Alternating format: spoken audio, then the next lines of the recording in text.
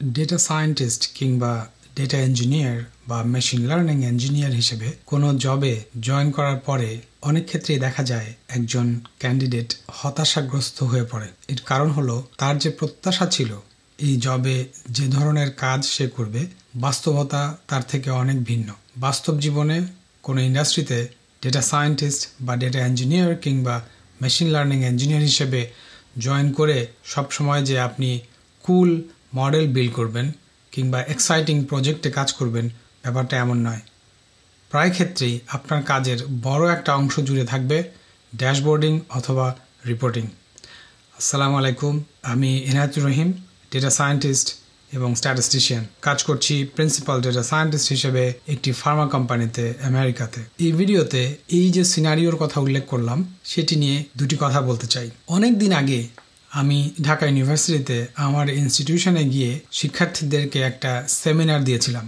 সেখানে বলেছিলাম যে রিয়েল ইন্ডাস্ট্রিতে আমরা যখন কাজ করি সেই কাজের একটা বড় অংশ, অনেক ক্ষেত্রে 70-80% অফ দ্য ওয়ার্ক থাকে হলো সিম্পল স্ট্যাটিস্টিক্যাল সামারি তৈরি করা, অফিসিয়াল বা দাপ্তরিক ভাষায় যাদেরকে বলে রিপোর্টিং অথবা ড্যাশবোর্ডিং। অর্থাৎ আপনি যে ডেটা নিয়ে কাজ করবেন সেই ডেটার সামারি তৈরি করাই মূল কাজ।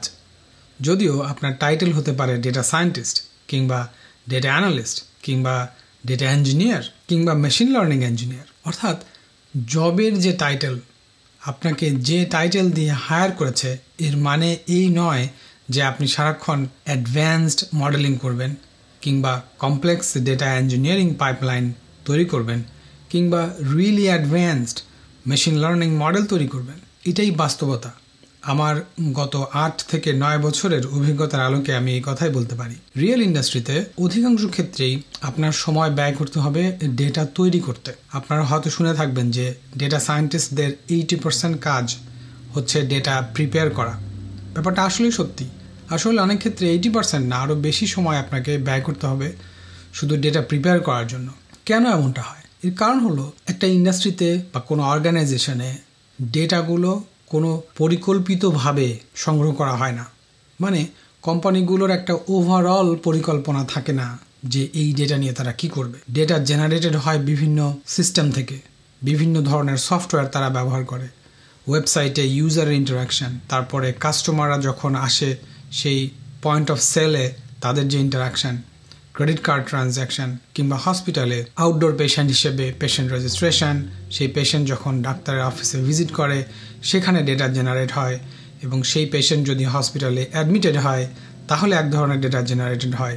এই যে বিভিন্ন স্টেজে বিভিন্ন ধাপে ধাপে ডেটা তৈরি হচ্ছে, এই ডেটাগুলো একটা বৃহৎ পরিকল্পনার অংশ হিসেবে কালেক্ট করা হয় না। বৃহৎ পরিকল্পনার ব্যাপারটা কেন বলছি? বৃহৎ পরিকল্পনার ব্যাপারটা এই কারণে আসে যে যেমন আমরা রিসার্চে কী করি, কোনো ডেটা কালেক্ট করার আগে আমাদের একটা সুচিন্তিত পরিকল্পিত পদ্ধতি এবং ধাপ অনুসরণ করে আমরা ডেটা সংগ্রহ করি। কারণ আমাদের মূল উদ্দেশ্য থাকে স্পেসিফিক পূর্ব নির্ধারিত কিছু প্রশ্নের উত্তর বের করা। বাস্তব জীবনে এমনটি হয় না। বাস্তব জীবনে ডেটা আগে আসে, তারপরে আমরা প্রশ্ন বের করি কিংবা প্রশ্নের উত্তর খোঁজার চেষ্টা করি সেই ডেটাগুলো ব্যবহার করে। যে কারণে এই অপরিকল্পিতভাবে সংগৃহীত ডেটা এগুলোর মধ্যে সমন্বয়হীনতা থাকে অনেক বেশি। একটা ডেটা এক সিস্টেমে একভাবে কালেক্ট করা হয়, সেই ডেটা অন্য সিস্টেমে অন্যভাবে কালেক্ট করা হয়। ফলে এই যে বিভিন্ন ধরনের ডেটা বিভিন্ন জায়গা থেকে সংগ্রহ করা হচ্ছে, নিজেদের অর্গানাইজেশনের মধ্যেই বিভিন্ন ডিপার্টমেন্ট থেকে যে বিভিন্ন ডেটাগুলো আসতেছে বা এই যে ধাপগুলোর কথা একটু আগে আমি বললাম, এই ডেটাগুলোকে হারমোনাইজ করা অর্থাৎ একত্রিত করা এবং সেখান থেকে অ্যানালিটিক্যাল ডেটা তৈরি করা একটা শ্রমসাধ্য কাজ। এখানে অনেক সময় লাগে। এখানে বিভিন্ন স্টেক হোল্ডারের সাথে আপনার এনগেজড হতে হয়, কারণ প্রত্যেকেই এই যে ডেটাগুলো আসতেছে তাদের আলাদা আলাদা ওনারশিপ আলাদা।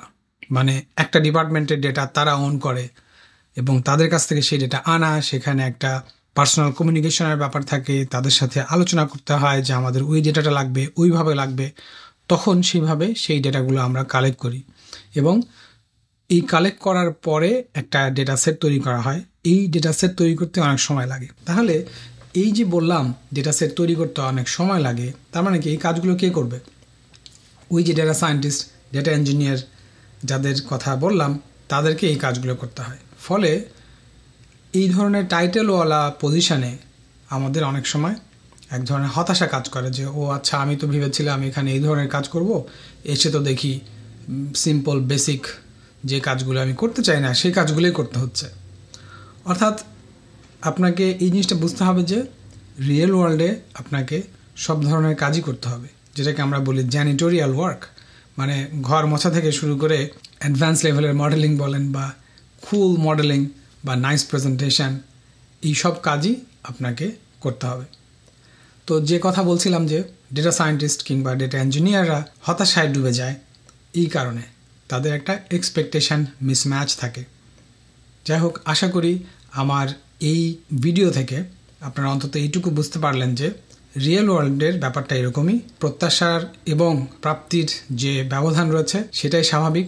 সব কাজে বা সব জবে এসেই যে আপনি সারাক্ষণ মডেল বিল্ড করবেন, ব্যাপারটা এরকম না।